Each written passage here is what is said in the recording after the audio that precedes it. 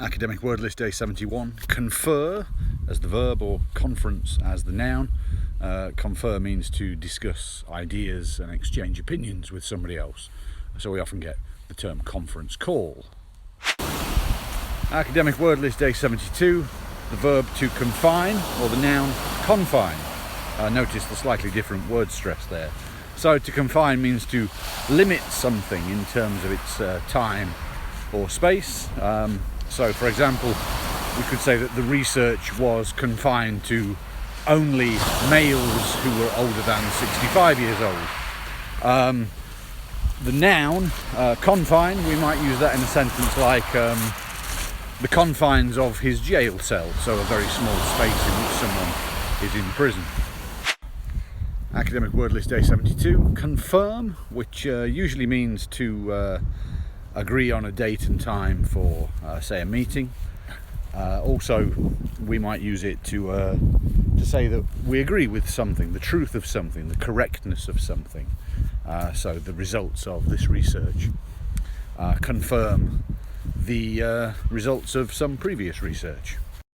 Academic word list day 73. The verb to conform, which means to follow the rules and regulations and laws with something. So we see this a lot with, say, children's toys. They must conform to safety laws. We also use it with, for example, to conform to a stereotype, which means to follow typical behaviour. Academic word list day 74. Consent, which is either a verb or a noun. Parents often see this on a parental consent form, which is a form you have to fill in if your child's going on a trip or something like that.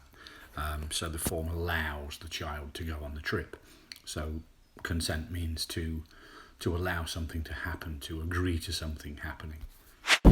Academic word list day 75. Considerable, which means a lot of or a large amount of. So for example, the storm did considerable damage to the houses.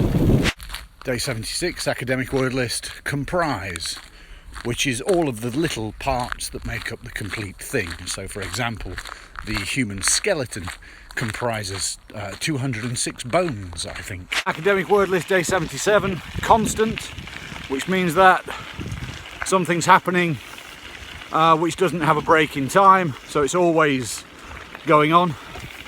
In academic research we often hear about constants and variables, or we might say that, for example, the pandemic caused a constant threat to human health. Academic word list day 78, the verb to constitute, which means what most people consider to be the case or to be the situation. So for example, the COVID-19 crisis constitutes the biggest public health crisis in at least 100 years. Also, we use it to describe the parts that make up the whole. So for example, you might say women constitute only about 10 or 15% of all politicians. Academic word list, I think it's now day 80, and the word is constrain, which means to hold back or to limit in some way. So you might hear this in the following phrase: because of budget constraints, as the noun, there is no money available for pay rises.